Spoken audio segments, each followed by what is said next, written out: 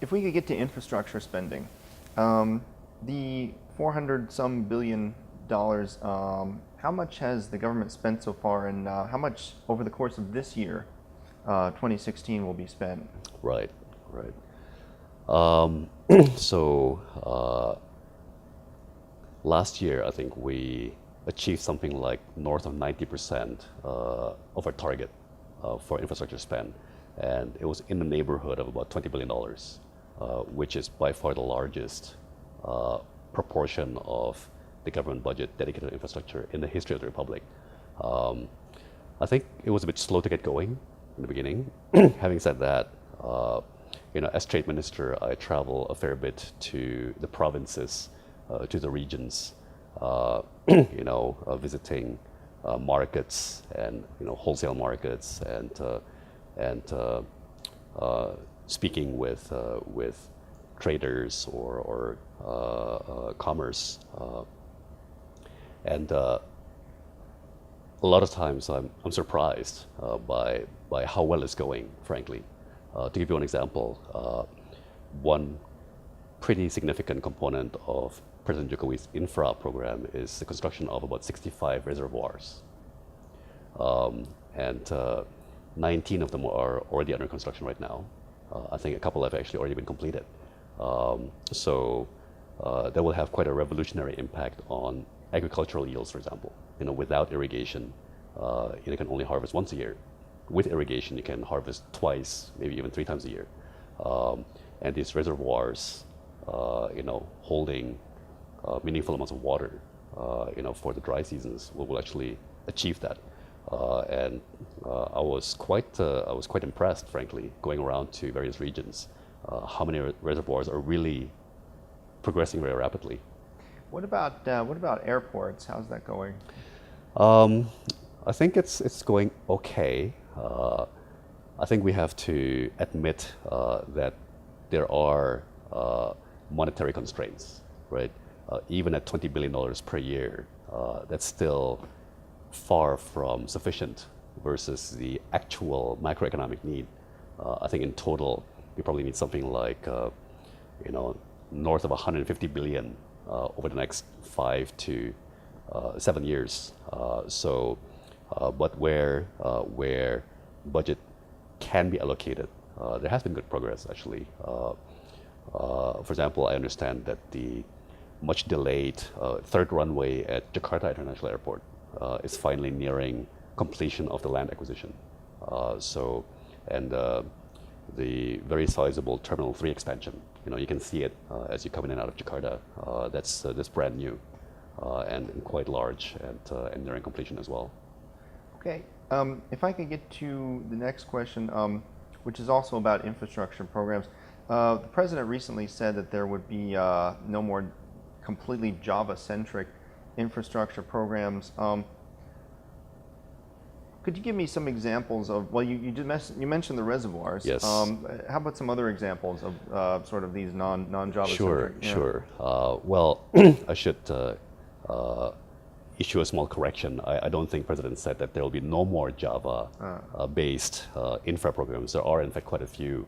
But yes, part of his campaign promise and part of his policy platform is to emphasize much more development outside of Java.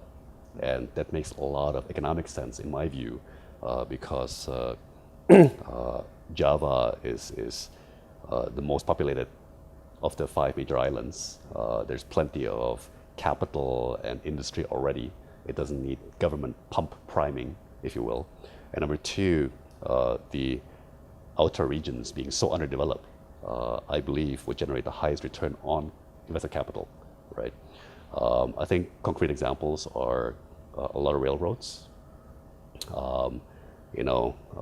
One frankly fairly shameful reality that we've had over the last 20 years is very little railroad development period. And what railroads there are mostly on Java. Whereas rail, in reality, is actually one of the cheapest land-based transports you can build. Right? They're much cheaper to build than highways, Right. And much more efficient modes of transport, especially for a developing country. So I think there's a rail from the uh, major city of Makassar in southwest Sulawesi, going north a few hundred kilometers to a city called Parepare. And again, I was very pleasantly surprised by how quickly that's progressing. There's another railroad in another major city in North Sumatra, Medan, that will link Medan to a new port and a new industrial zone. So there's quite a bit of railroads. There's quite a bit of highways, in addition to the reservoirs that I mentioned earlier. Okay, great. If I could get on to regulations, the government has obviously eased a lot of the regulations on the negative investment list. With some of these more relaxed regulations, what are your thoughts on the major long-term opportunities for foreign investors? Which sectors would these regulations give the biggest opportunities? Well, the obvious one would be logistics, right? Everything from cold storage to warehouses. Indonesia suffers from famously high logistics costs, and I think there's a lot of space for investment to reap the high returns from those high costs. But over time, of course, as those returns come down, the asset values will also go up. This will be reasonably capital intensive, asset heavy type of investments. But I think one very intriguing new trend, I would say, is we are inside the cabinet, inside the government, talking more and more now about services, right? I think, of course, President Jokowi is very right to immediately upon taking office launch the infra initiative, because infra takes a long time to build, right? So you want to get it rolling. Secondly, we've been very focused on supporting our manufacturing industries, right? Try to cut energy prices, improve logistics costs to make our industries more competitive. But arguably, with the changes we're seeing in China, across East Asia, services, like tourism, financial services, banking, insurance, hospitality, and lifestyle, frankly, are very, very interesting in my view. Now you mentioned tourism. I think that Jakarta has a lot of potential because we talked about off camera how nice people here are, really. But a lot of people might say that the city needs more sidewalks, for example. Yeah, I think what's fascinating is that President Jokowi came up through the executive route, starting as the mayor of the mid-sized city of Solo in Central Java, right? And he was smashingly successful there. From there, he became governor of Jakarta. He was very successful there. And now, as president, he's handed over Jakarta to his then deputy governor, an ethnic Chinese Christian, remarkably enough for the largest Muslim population in the country to have our capital be under a ethnic Chinese Protestant governor.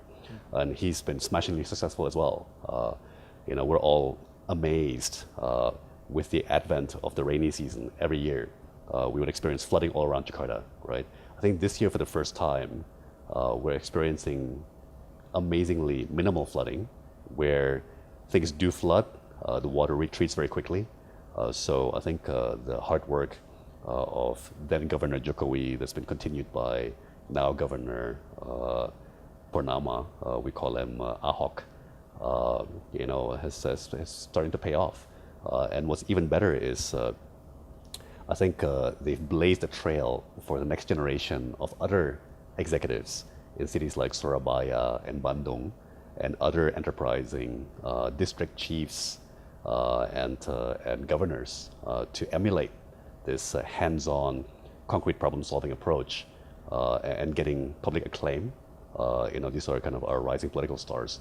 So, what you've touched on is the role of cities and mayors. Very Bloomberg-like in a way. Yeah, sure. I think that personally, I would tell people to come here because people are extremely nice. Thank and you. The food's great too. Well, one thing that I've started saying is, look, obviously we want to up our economic growth rate, right? Obviously we want to make everyone better off. But I think we don't want to do it while losing our culture or by losing all the very special human qualities for which Indonesians are famous, such as that remarkable friendliness and openness, that warmth, right? The gentleness.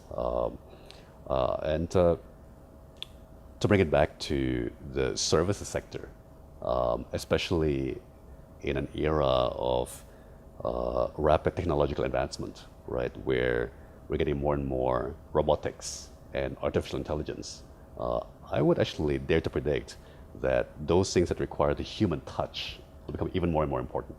And in that sense, I think our culture could become quite a meaningful comparative advantage, quite a important tool as we compete in the world, for services and other kind of post-industrial, 21st century type economic activity. I see.